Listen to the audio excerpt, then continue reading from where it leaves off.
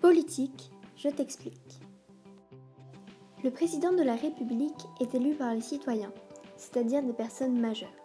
Plusieurs hommes et femmes politiques se disputent la présidence lors de campagnes, durant lesquelles ils vont à la rencontre des citoyens. À son tour, le président élit un premier ministre.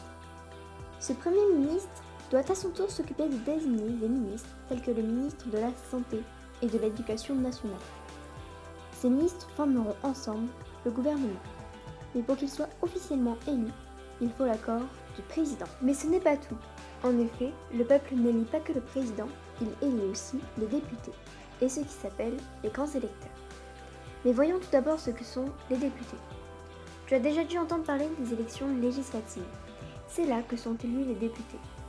Les députés sont chargés de voter des lois pour aller avec la campagne du président. Ces lois sont des projets de loi. C'est pour cela qu'il est mieux que dans l'Assemblée nationale, il y ait une majorité pour le président.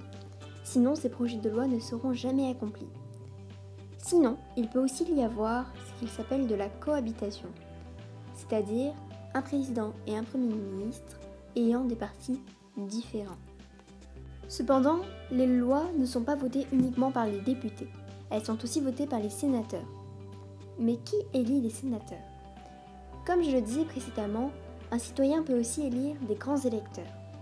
Et c'est à leur tour les grands électeurs qui vont élire les sénateurs.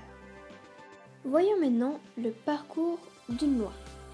Tout d'abord, il y a l'initiative, le fait que ce soit un projet de loi, soit une proposition de loi établie par les sénateurs. Ensuite, il y aura une première séance, durant laquelle tout le monde discutera de la loi, puis la votera, avec ou sans amendement. Les amendements étant des modifications. Ensuite, il y a la navette parlementaire, le fait que ça aille de l'Assemblée nationale jusqu'au Sénat avec des amendements ou non. Cette étape peut se reproduire de nombreuses fois s'il y a de nombreux amendements. Puis, si les deux camps sont d'accord, la loi est adoptée. Enfin, elle est promulguée par le président, c'est-à-dire acceptée, puis elle est publiée dans les journaux officiels. Et voici un résumé de ce que je viens de vous dire sous forme de carte mentale. N'hésitez pas à mettre sur pause afin de bien voir les schémas.